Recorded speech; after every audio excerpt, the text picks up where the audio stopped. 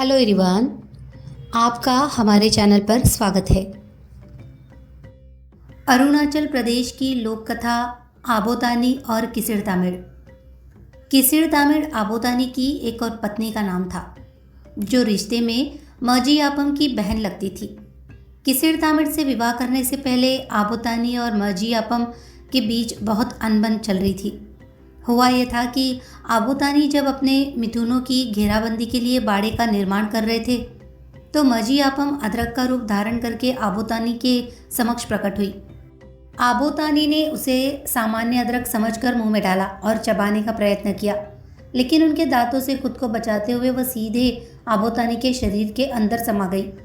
आबोतानी जब जब अपने मिथुनों के पास जाते तो मजी आपम बाहर आकर सारे मिथुनों को खा जाती थी। इस तरह एक एक करके मजी आपम आबोतानी के सारे मिथुनों को अपना आहार बना रही थी। अंत में आबोतानी ने सोचा कि यदि ऐसे ही चलता रहा तो अपने सारे मिथुनों से वह हाथ धो बैठेंगे। इसीलिए उन्होंने तय किया कि उसकी बहन किसिड़ तामिड़ से विवाह करके उसे अपना रिश्तेदार बनाया जाए। इस प्रकार आबोतानी ने किसिड़ तामिड़ से विवाह कर लिया। विवाह के पश्चात किसिड़ तामिड़ की शारीरिक अवस्था बिगड़ती गई। उसका शरीर दिन प्रतिदिन ढलता जा रहा था। आबोतानी रोज उसे पौष्टिक आहार खिलाते, पर उसकी शारीरिक अवस्था में कोई सुधार नहीं आ रहा था। एक दिन किसिड़ तामिड़ ने आबोतानी से कहा कि तुम्हारे इस भोजन से मैं कभी स्वस्थ नहीं हो सकती। मुझे मेरे मायके से लाए गए खाद्य पदार्थ ही ठीक कर सकते हैं। इसीलिए तुम मेरे मायके जाओ और वहाँ से मेरे लिए भोजन लेकर आओ। पत्नी के कहे अनुसार आबोतानी किसिड़ तामिड़ के घर गए। वहाँ उनके परिजनों से मिले और किसिड़ तामिड़ की शारीरिक अवस्था के विषय में विस्तार से बताया। मजी आपम सहित सब ने कहा कि किसिड़ तामिड़ के लिए विशेष भोजन की आवश्यकता है। उस विशेष भोजन के लिए उन्हें जंगल जाना था, शिकार के लिए। आबोतानी भी साथ चल दिए। आबोतानी एक कोने में छिप गए शिकार के लिए। थोड़ी देर बाद उन्होंने देखा कि एक इंसान उनके सामने से निकल गया। आबोतानी ने उसको कुछ नहीं किया और न ही उससे कुछ पूछा, वो निकल गया। थोड़ी देर बाद मजी आपम और उसके सभी भाई बंधु भी आ गए। सब ने आबोतानी से पूछा कि उन्होंने किसी प्राणी को यहाँ से गुजरते हुए तो नहीं देखा। आबोतानी ने उत्तर दिया कि मैंने कुछ नहीं देखा, यहाँ से तो केवल एक आदमी गया है, अभी अभी। तब मजी ने कहा कि अरे, उसी को तो मारने के लिए हम उसका पीछा कर रहे हैं, तुमने उसे जाने क्यों दिया? ये सुनकर आबोतानी के आश्चर्य की कोई सीमा नहीं रही। उनके मन में शंका जगी, ये लोग इंसान का शिकार करते हैं, कहीं ऐसा तो नहीं कि ये लोग किसिड़ तामिड़ को इंसानी मांस खिलाने वाले हैं। परंतु अपनी सारी शंकाओं और प्रश्नों को उन्होंने अपने मन के भीतर दबाकर रखा। मजी अपने भाइयों सहित उस आदमी को पकड़ने के लिए तेजी से आगे निकल गई और आबोतानी को वहीं रुकने को कहा। अगली सुबह आबोतानी के लौटने का वक्त आ गया। लौटने से पहले किसिड़ तामिड़ के परिजनों ने ताकू, एक स्थानीय वृक्ष जिसके लंबे पतले पत्तों से स्थानीय दरी बनाई जाती है, से बनी 2-3 पोटलियां आबोतानी को सौंप दी और कहा कि इन्हें किसिड़ तामिड़ के नासू अर्थात धान्यागार में रख देना। आबोतानी ने वैसा ही किया जैसा उन लोगों ने कहा। वह उन पोटलियों को लेकर अपने घर लौट आए और उन्हें धान्यागार में रख दिया।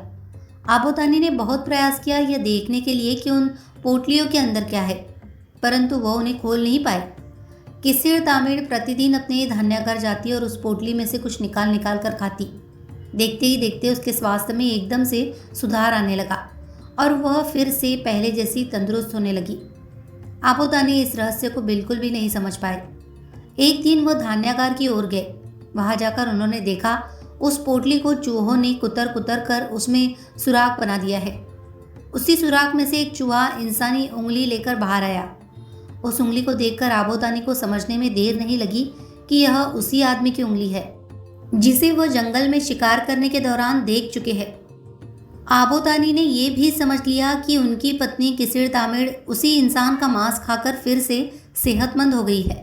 अब उन्हें चिंता सताने लगी कि क्या किया जाए। जिस स्त्री से उनका विवाह हुआ वह तो इंसान का मांस खाती है।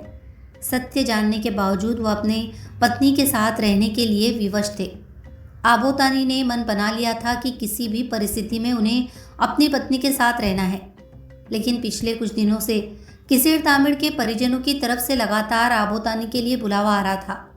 आबोतानी को समझ में नहीं आ रहा था कि उन्हें क्यों बार बार बुलाया जा रहा है, लेकिन किसिर तामिड़ समझ चुकी थी। वह बुलावा वास्तव में उनके परिजनों द्वारा रची गई एक साजिश है, जिससे कि वे आबोतानी को मारकर अपना आहार बना सके।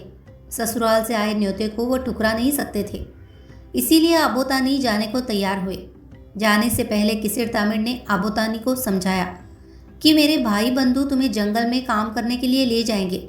वहाँ घर बनाने हेतु जब बड़े बड़े पेड़ों की टहनियाँ इकट्ठी कर रहे होगे, तब तुम्हें मारने का प्रयत्न किया जाएगा। वे जब ढलान के ऊपरी हिस्से में खड़े होकर तुम्हारा नाम पुकारेंगे और टहनी को तुम्हारी ओर ढकेलेंगे, तो तुम हाँ कहकर उस टहनी को पकड़ लेना।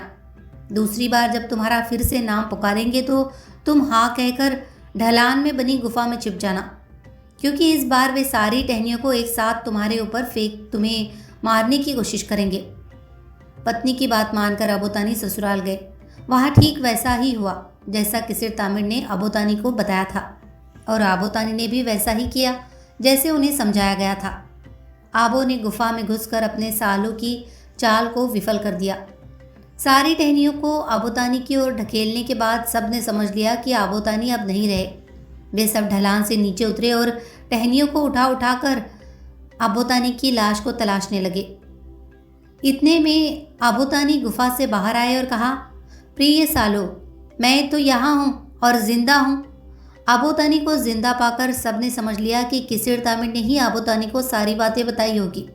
अपनी बहन पर सभी को बहुत गुस्सा आया। अगली बार फिर से आबोतानी के लिए लगातार बुलावा आने लगा। जीजाजी का कर्तव्य निभाने के लिए आबोतानी को फिर से जाना था। जाने से पहले किसिर तामिड़ ने फिर से आबोतानी को समझाया कि इस बार मेरे भाइयों की टोली तुम्हें खेत में काम कराने ले जाएगी। वहाँ खेतों में आग लगाने के बहाने तुम्हें जलाकर मारने का प्रयत्न किया जाएगा। झूम खेती का दूसरा चरण होता है। कटे हुए पेड़ पौधों के सूख जाने के पश्चात उन्हें जलाकर मिट्टी को धान बोने लायक उपजाऊ बनाना। तुम जब खेत के बीचों बीच में काम कर रहे होगे, तब वे लोग निचले हिस्से में रहकर तुम्हारा नाम 2 बार पुकारेंगे। तुम दूसरी बार हाँ कहकर खेत के बीच एक बड़ा सा गड्ढा है, उसमें घुस जाना, ताकि मेरे भाइयों द्वारा लगाई गई आग से बच सको। आबोतानी एक बार फिर ससुराल आ पहुंचे। किसिर तामिड़ के परिजनों के साथ वे उनके खेत में गए। वहाँ सब कुछ ठीक वैसा ही हुआ जैसा किसिर तामिड़ ने आबोतानी को बताया था। इस बार भी आबोतानी के ससुराल वालों ने सोच लिया कि आग की इतनी प्रचंड लपटों से आबोतानी का बचना नामुमकिन है। अंततः वे सब मिलकर राख के ढेर में आबोतानी की लाश तलाशने लगे। इतने में गड्ढे में छिपे आबोतानी बाहर आए और कहा कि मैं तो अब भी जिंदा हूँ। सब लोग फिर से अपनी बहन को कोसने लगे, जिसके कारण उनके द्वारा रची गई साजिश मिट्टी में मिल गई। इस बार भी आबोतानी उनके हाथों से बचकर निकल गए, सिर्फ किसिर तामिड़ के कारण। आबोतानी के ससुराल वालों ने भी हार नहीं मानी। उन लोगों ने आबोतानी को फिर न्योता दिया।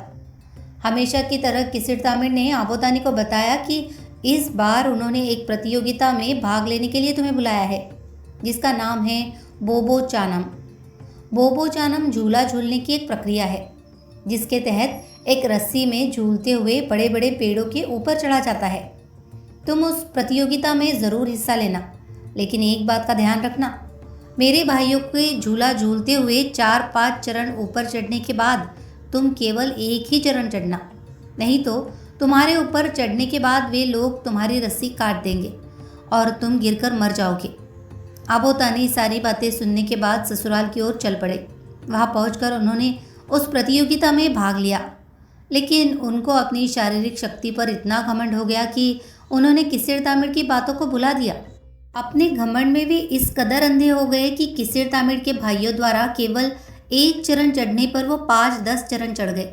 बहुत ही कम समय में वह जमीन से बहुत ऊपर आ गए। इधर किसिर तामिड़ के भाइयों को अवसर मिल गया आबोतानी को मारने का। पहले से ही वृक्ष के ऊपर तैनात कुछ भाइयों ने टहनी से बंधी एक रस्सी को काट दिया, जिस पर आबोतानी लटके हुए थे। एक रस्सी के कट जाने से दूसरे सिरे के सहारे आबोतानी का शरीर हवा में दूर दूर तक झूलने लगा। हवा में झूलते हुए आबोतानी का अपने शरीर पर कोई नियंत्रण नहीं रहा। इस मौके का फायदा उठाते हुए किसिर तामिड़ के भाइयों ने आबोतानी के यिडोपी और जार्गोपी अर्थात दिव्य दृष्टि और दिव्य वाणी को छीन लिया। इन दोनों के कारण आबोतानी के पास असाधारण शक्ति थी जो आम इंसान के पास नहीं होती। दोनों शक्तियों के छिन जाने के कारण आबोतानी हवा में और देर तक झूल न सके और गहरी खाई में गिर गए।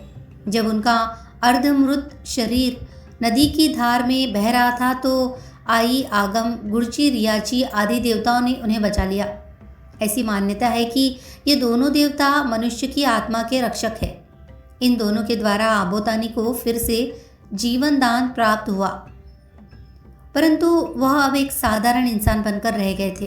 अपनी खोई हुई दिव्य दृष्टि और दिव्य वाणी के विषय में सलाह मांगने के लिए आबोतानी दोरी चीजी के पास गए। दोरी चीजी ने कहा कि तुम जिन शक्तियों से वंचित हो चुके हो उन्हें दोबारा प्राप्त करना तो नामुमकिन है। आज के बाद तुम मनुष्य जाति की इसी साधारण शक्ति के साथ जियोगे और मरोगे। हाँ, एक विशेष व्यक्ति के पास ही ये शक्ति रहेगी जो तुम जैसे साधारण मनुष्य को मुसीबत के पलों में सहायता प्रदान करेगा। उस विशेष शक्तिधारक व्यक्ति के सहायक होंगे मुर्गी के अंडे और चूजों की आतड़ियाँ। उसी दिन से तागिन समाज में मुर्गी के अंडे और चूजों की आतड़ियाँ के द्वारा भविष्यवाणी करने की विधि आरंभ हुई। इस विधि को संपन्न करने वाला व्यक्ति विशेष शक्तिधारक होता है, जिसे तागिन में न्यूबो और न्योको कहा जाता है, जिसका हिंदी अर्थ है धर्मगुरु। न्यूबो और न्योकोक ये दोनों ऐसे व्यक्ति हैं जिनके पास दिव्य दृष्टि और दिव्य वाणी है। इनमें से न्यूबो का दर्जा न्योकोक से थोड़ा ऊपर होता है, क्योंकि वह अपनी दिव्य शक्ति से सभी प्रकार के धार्मिक कर्मकांडों को संपन्न कराता है। भूत प्रेत की चपेट से आज़ाद कराने, होनी अनहोनी को पहले से देखने, किसी रोग का निवारण करने तथा सभी प्रकार के अनुष्ठानों को संपन्न कराने में इन्हीं धर्मगुरुओं का हाथ होता है। अंततः ये विशेष शक्ति के मालिक होने के कारण साधारण मनुष्य के हितैषी बन गए और साधारण मनुष्य उन पर आश्रित होने लगे। तागिन समाज मानता है कि यदि आबोतानी ने अपनी पत्नी की बात मानी होती तो आज हर मनुष्य उतना ही शक्तिशाली होता जितने आज के धर्मगुरु है। उनके चंचल मन ने मनुष्य जाति को एक विशेष प्रकार की शक्ति से हमेशा के लिए वंचित कर दिया। कहानी अगर आपको पसंद आई हो तो प्लीज़ इसे लाइक करें, शेयर करें और कमेंट करें और हमारे चैनल को सब्सक्राइब करना न भूलें। देश, विदेश और प्रदेश की लोक कथाएं सुनने के लिए धन्यवाद।